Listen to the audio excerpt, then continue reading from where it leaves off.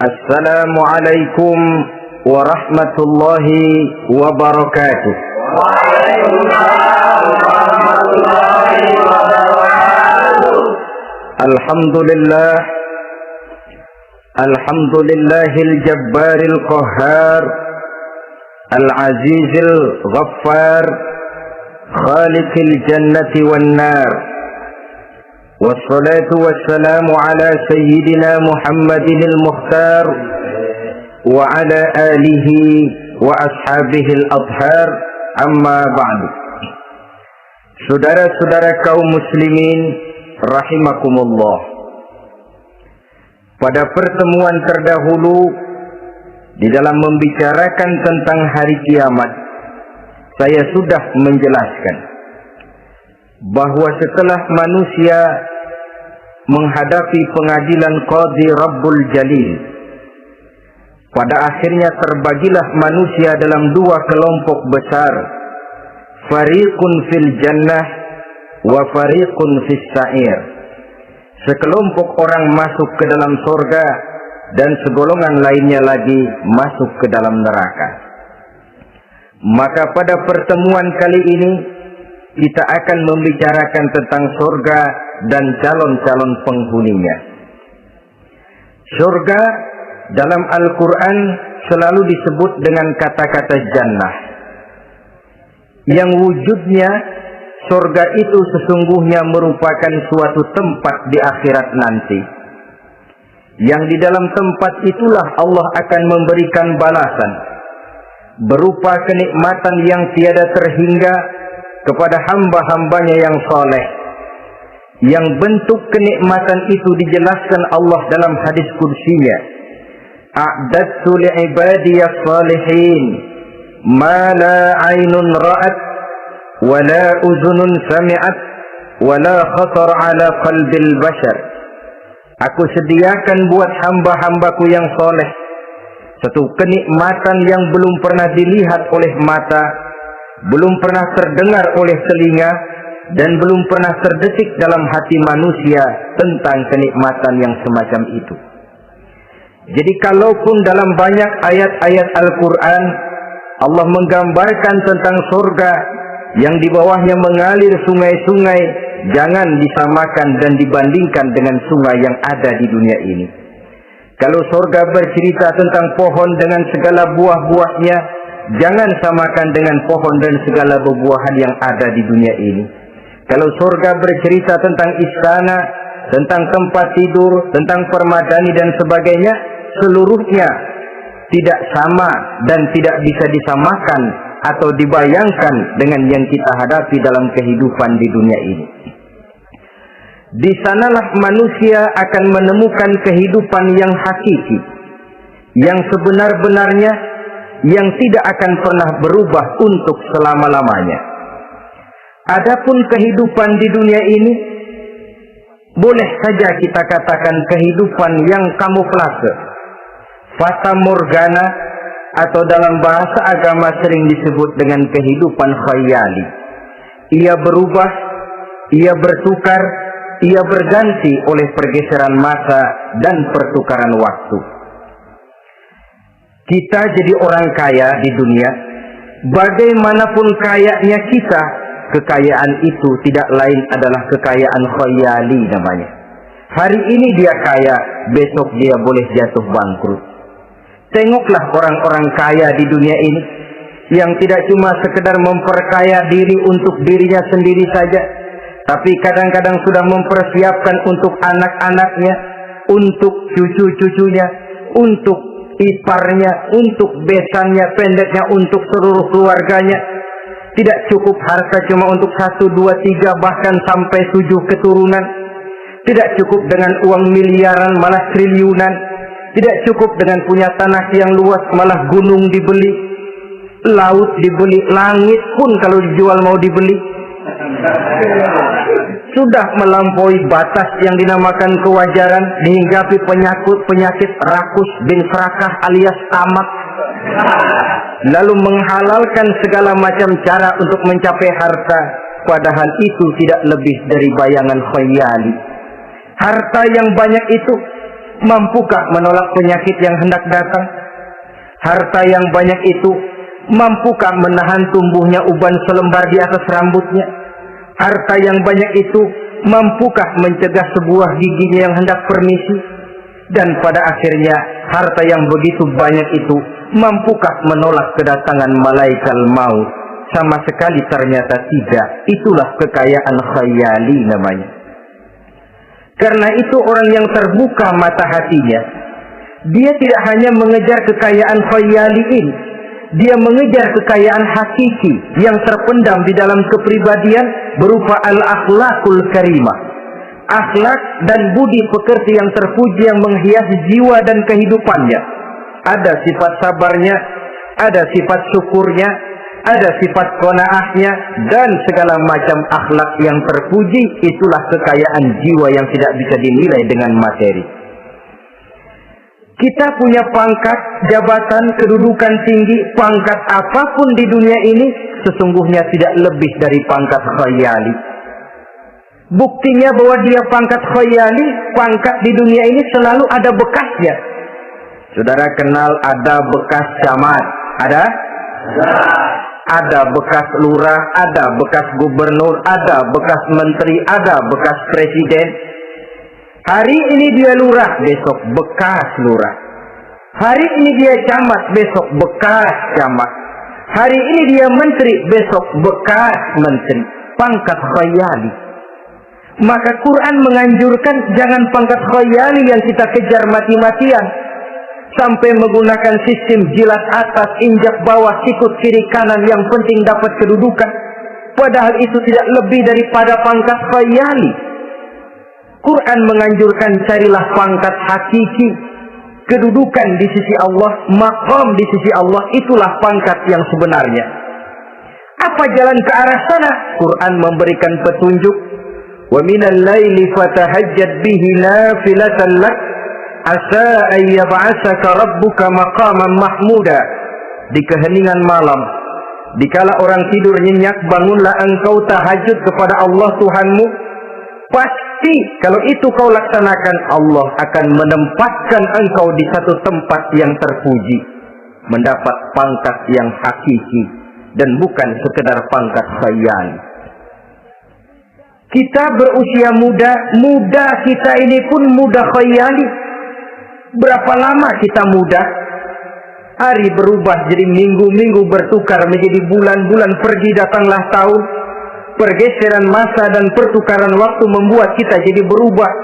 Kulit yang tadinya kencang jadi lentur dan keriput. Segalanya berubah. Oleh karenanya, pada kehidupan di surga nanti, orang akan menemukan kehidupan yang hakiki, yang tidak akan pernah berubah untuk selama-lamanya. Nah, kita akan mulai dengan menjelaskan bagaimana sebenarnya keadaan surga itu. Pertama, luasnya. Berapa sih luasnya surga? Dengan logika, sekarang ini dunia dihadapi dengan kekhawatiran terhadap peledakan penduduk yang nyaris tidak terkendali. 5 miliar lebih jumlah manusia yang nongkrong di permukaan bumi. Tapi sesungguhnya planet bumi yang kita tinggali ini cuma satu planet kecil dari 9 buah planet yang berada dalam sistem tata surya matahari yang lazimnya kita namakan galaksi. Selain tata surya matahari yang namanya galaksi itu, masih terdapat lagi galaksi-galaksi lain yang dengan sendirinya juga dikitari oleh planet-planet lain. Dan bumi kita yang kita tinggali ini, yang dihuni oleh tidak kurang 5 miliar manusia, hakikatnya cuma setitik debu di tengah angkasa alam yang luas ini. Oleh karenanya, di dalam surah Ali Imran ayat 173, ayat 133, Allah Subhanahu wa taala menjelaskan, "Wasari'u ila maghfiratin min rabbikum wa jannatin arduha as-samawati wal ardu u'iddat lil muttaqin." bersegeralah kamu menuju ampunan Allah dan surga yang luasnya seluas langit dan bumi. Seluas langit dan bumi. Sedangkan langit oleh mata telanjang ini kan tidak pernah kelihatan. Yang nampak oleh kita biru di atas itu cuma batas titik pandangan manusia yang terjauh. Dan konon itu adalah refleksi sinar matahari yang menyentuh air laut, melahirkan warna biru. Sedangkan hakikat langit itu sendiri sampai hari ini belum terjangkau oleh kemajuan ilmu pengetahuan. Sejauh-jauhnya manusia pergi baru ke bulan. Mungkin dalam beberapa tahun mendatang dia akan pergi ke planet-planet Mars dan planet-planet lainnya. Tapi itu masih terbatas dalam sistem tata surya matahari atau galaksi kita ini. Belum lagi sampai kepada langit yang pertama. Surga yang disediakan untuk orang-orang saleh ini luasnya seluas 7 lapis langit dan bumi. Jadi saudara tidak usah berpikir khawatir di surga nanti kehabisan kapling. Di dunia ini saja masalah tempat tinggal sekarang ini jadi masalah pelik karena memang peledakan penduduk seiring dengan perkembangan tentang lapangan kerja yang harus disiapkan, sekolah yang mesti disediakan, sarana pendidikan yang harus disiapkan, rumah sakit untuk menjaga kesehatan, dan kompleks betul masalahnya. Tetapi di surga nanti arduhas samawati wal ardh, luasnya seluas 7 lapis langit dan bumi. Satu keluasan yang hanya Allah saja yang maha tahu tentang batas-batasnya. Itu tentang luasnya surga. Lalu bagaimana keadaan di surga? Apakah ada bangunan-bangunan, taman-taman, kebun-kebun? Tentu ada.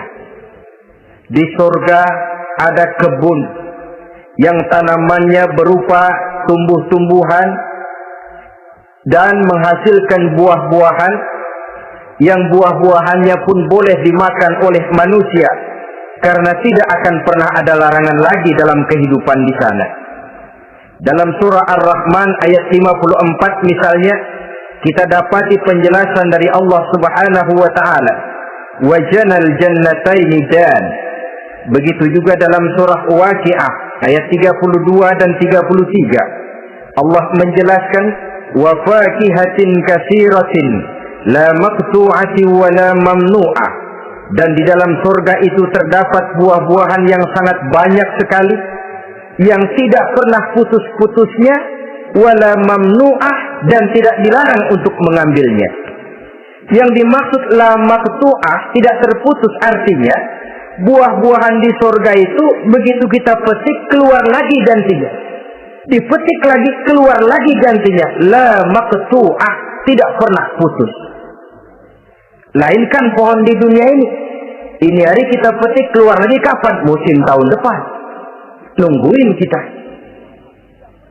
La maqtu'ah, tidak pernah terputus buah-buahan itu, wala mamnu'ah, dan tidak terlarang untuk memetiknya.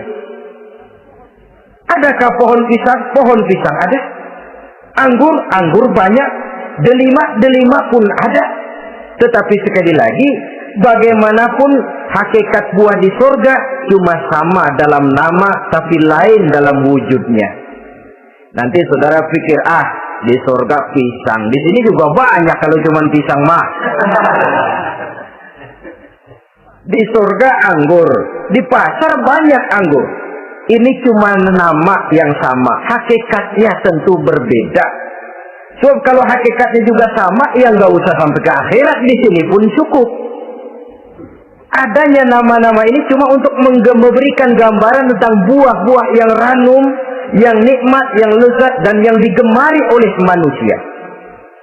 Dan jangan heran kalau di dunia ini biasanya pohon itu akarnya di bawah, buahnya yang di atas. Maka di surga nanti terbalik pohon itu, akarnya yang di atas, buahnya yang ke bawah. Sehingga orang nggak perlu tangga, dan ngambil buah tinggal metik saja, nggak perlu naik, nggak perlu manjat, nggak perlu bersusah payah. Saudara-saudara kaum muslimin rahimakumullah. Kemudian bangunannya bagaimana? Surga itu pun bertingkat. Di dalam Al-Furqan ayat 10 Allah Subhanahu wa taala menjelaskan, Tabarakalladzi in syaa'a ja'ala laka khairan min dzalik jannatun tajri min tahtiha al-anhar wa yaj'al laka qusura. Maha suci Allah yang apabila ia menghendaki dijadikannya untuk kamu yang lebih baik daripada kehidupan dunia ini, yaitu surga yang di bawahnya mengalir sungai-sungai, dan dibangunkannya untuk kamu istana-istana di dalam surga. Jadi bangunan di surga pun berbeda sesuai dengan amalan orang yang masuk ke dalamnya. Seperti halnya perumahan di dunia ini, ada yang masuk kelas pondok indah, ada juga yang masuk kelas pondok pindah. Itu kan tidak sama itu. Ada pondok indah, ada pondok pindah. Sudah pondok pindah lagi. Kenapa bisa berbeda begitu? Ya tergantung kekuatan ekonominya. Makin tinggi nilai kekuatan ekonominya, makin mampu dia mendirikan istana di dunia. Tapi di surga nanti yang bikin mampu bukan ekonomi. Yang bikin mampu adalah amalan pada waktu hidup di dunia. Makin banyak amalnya, dengan sendirinya makin baguslah istananya di surga. Tetapi yang namanya surga dapat empernya juga sudah lumayan betul itu. Seemper-empernya surga masih jauh lebih baik daripada sebagus-bagus istana di dunia ini. Taj Mahal, bangunan yang mengagumkan. Istana Raja Persia, bangunan yang menggiurkan. Sehebat-hebatnya istana dunia, masih jauh lebih mending empernya surga.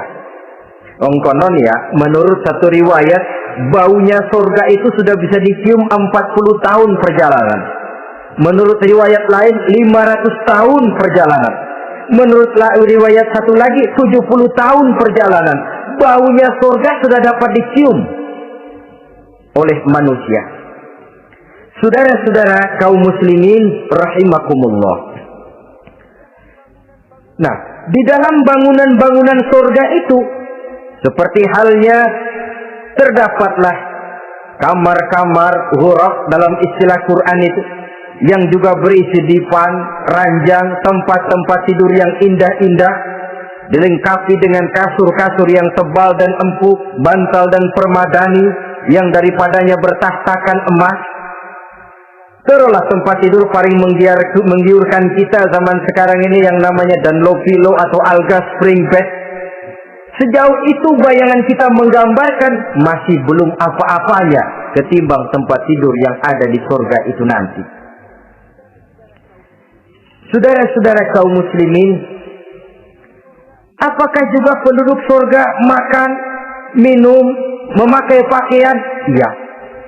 Mereka akan beroleh gelas, piala, kendi, cerek, dan piring-piring yang terbuat dari emas dan perak. Tentu tidak usah gambarkan lagi macam emas dan perak di dunia. Emas dan peraknya akhirat, saudara-saudara. Tetap saja mana ainun ra'at, wala uzunun sami'at, wala khatara fi qalbil bashar. Belum pernah dilihat mata, belum pernah didengar telinga, dan belum pernah terdetik dalam hati manusia tentang wujud yang semacam itu. Apa pakaian mereka? Pakaian penduduk surga dari sutra yang lembut dan tebal berwarna hijau. Kemudian saudara-saudara, sungai juga mengalir di sana. Mata airnya antara lain berwarna jernih, ada yang air susu, ada yang sungai madu, ada yang khamar atau sungai arak, dan penduduk surga boleh meminumnya. Tidak ada larangan sama sekali. Timbul pikiran konyol, kalau di surga orang pada minum arak, apa banyak yang teler di surga? Ya tentu tidak. Sebab di sana saya katakan tadi kehidupan yang hakiki. Segalanya diperbolehkan, segalanya dipersilahkan. Nah, lalu untuk masuk ke surga itu apa melalui pintu? Memang melalui berbagai macam pintu. Dan ada pintu-pintu khusus yang tidak boleh dimasuki orang lain. Sayyidina Abu Bakar Siddiq radhiyallahu an pernah bertanya tentang hal itu kepada baginda Nabi. Ya Rasul, apakah di surga ada pintu-pintu khusus? Ada, Abu Bakar. Ada di dalam surga itu pintu yang namanya Rayyan. Tidak boleh masuk ke pintu itu melainkan orang-orang yang puasa. Orang-orang yang rajin puasa, mereka akan masuk ke surga melalui satu pintu yang dinamakan Babur Rayyan atau pintu Rayyan.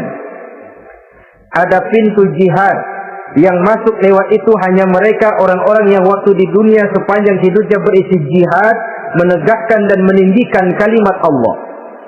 Ada Babus Sedekah, pintu yang hanya boleh dilewati oleh orang-orang yang rajin bersedekah, ringan tangan dalam memberikan bantuan kepada orang-orang yang memang memerlukannya. Dan setiap orang melalui pintu yang sesuai dengan amalannya masing-masing. Ketika itu Abu Bakar bertanya, ya Rasul, apa ada orang yang dipanggil dari tiap pintu? Tiap pintu manggil dia. Kata Nabi, ada Abu Bakar, dan saya doakan kau masuk salah satu di antara orang yang dipanggil dari tiap pintu. Ini orang multi komplek ini. Puasa, dia ahli puasa. Soal jihad, sepanjang hidupnya dia jihad. Sedekah memang tangannya pemurah. Tahajud memang tiap malam. Sementara itu akhlaknya luhur. Tiap pintu manggil dia. Dalam hadis ada juga perempuan yang bernasib baik. Dijelaskan oleh Nabi, "Iza sallatil mar'atu khamsaha wa shamat shahraha wa hafizat farjaha wa ata'at zawjaha qila laha udkhuli min ayyi abwabil jannati syi'ti." Apabila seorang perempuan dia kerjakan salat yang 5 waktu, dia puasa di bulan Ramadan, dia jaga kehormatan dirinya, kemudian dia taat kepada suaminya, di akhirat nanti dikatakan kepada perempuan tadi, wahai perempuan, udkhuli min ayyi abwabil jannati syi'ti, masuklah kamu ke dalam surga dari pintu mana saja yang kamu mau. Disuruh pilih, saudara-saudara. Nah, kalau kita waktu di dunia ini tidak ada keistimewaan amal, bingung mau masuk pintu mana. Ramadan puasanya kayak gendang. Depan doang sama belakang, penutupan sama pembukaan, peserta kehormatan. Tengah-tengahnya kosong. Nanti mau masuk pintu Rayyan, ditanya, ini pintunya orang yang puasa. Kamu puasa Ramadan? Puasa juga sih. Puasa juga sih bagaimana? Iya, pembukaan mau penutupan. Tengahnya kosong, nggak bisa lewat pintu sini, cari pintu lain saja. Mau masuk kita lewat pintu jihad, ditanya lagi, kamu lewat sini apa merasa pernah berjuang membela agama waktu di dunia? Mau lewat pintu sholat, apa kau termasuk orang yang konsekuen menjaga sholat? Bersyukurlah kita kalau tiap pintu memanggil. Kalau tidak, adalah salah satu amal kita yang menunjukkan keistimewaan kita. Karena itu beramal nggak perlu banyak, yang penting rutinnya, istiqomahnya. Ahabbul a'mali indallah adwamuha wa in qalla. Amalan yang paling dicintai Allah yang dikerjakan secara tuntas walaupun tidak banyak. Saudara baca ayat Quran nggak banyak, satu malam cuma 3 ayat, tapi rutin tiap malam 3 ayat, tiap malam 3 ayat. Itu lebih dicintai Allah daripada sekali ngaji 1 juz, terus 3 bulan korek nggak ngaji-ngaji.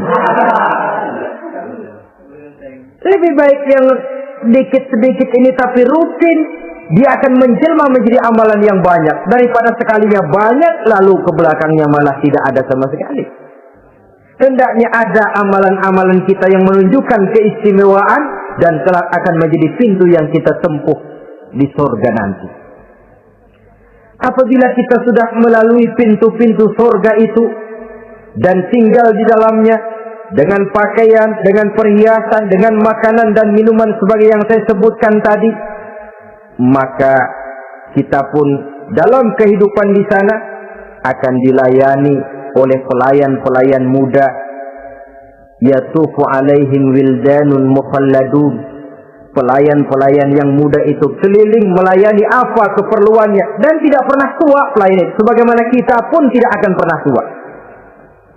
Pendeknya sudah jadi king of king di surga ini, jadi raja di raja. Fasilitas serba cukup, apa yang kita mau tersedia, tidak ada larangan dan pelayan seperlunya diberikan kepada kita.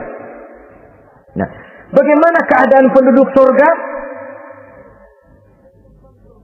Dari Imam Turmuzi dijelaskan satu hadis, berkata Hasan al-Basri, ahlul jannati kulluhum abna'u salasa wa salasin sana. Mereka rata-rata orang-orang muda penduduk surga itu. Umurnya tidak lebih 33. Yang muda-mudanya, cakep-cakepnya, ganteng-gantengnya. Pantas kalau satu hari ada perempuan tua menghadap Rasul. Ya Rasul, saya ahli ibadah, saya beriman kepada Allah, saya cinta kepada Islam, apakah saya akan masuk surga ya Rasul? Nabi senyum, enggak bu, nenek-nenek enggak masuk surga. Itu perempuan nangis sejadi-jadinya. Ya Rasul, kalau gitu sia-sia tahajud saya, sia-sia puasa saya, sia-sia segala macam ibadah saya. Nenek-nenek enggak masuk surga ya Rasul, saya yang benar segalanya. Rasul kemudian menghampiri perempuan tadi, bu, kalau yang ibu bilang itu benar, ibu masuk surga. Cuman di sana ibu balik muda lagi, kulit nggak kempot kayak begitu, rambut nggak putih macam begitu. Ibu nanti di surga bakal jadi muda lagi. Salasa wa salasin, umur 33 tahun. Rata-rata seluruh penduduk surga umurnya begitu. Tidak ada yang tua, tidak ada yang anak-anak, tidak ada yang remaja, rata-rata segitu. Nah, lalu bagaimana? Di surga hati mereka menjadi satu di antara sesama penduduk surga. Tidak ada yang iri hati, tidak ada yang punya sifat dendam. Itu keadaan di surga. Walaupun bertetangga, yang satu bisa mengunjungi yang lain, yang satu bisa nengokin yang lain, tapi tidak ada sifat iri hati dan dengki. Tidak ada yang satu datang ke tempat saudaranya di surga, loh kapling lo lebih luas dari gua, ini nggak ada Tuhan, tidak ada. Semuanya hati sudah menjadi satu, tidak ada dendam, tidak ada iri hati. Kan jauh bedanya dengan kehidupan di dunia ini toh. Kadang-kadang di dunia ini begitulah romantikanya. Kita melarat, disuraki orang, kita sedikit kaya, diselidiki orang, ada saja yang iri, ada saja yang hasut, dan selalu mencari cara untuk menjatuhkan kita. Di surga, hal semacam itu tidak akan kita temui. Orang tidak punya sifat iri hati dan dendam.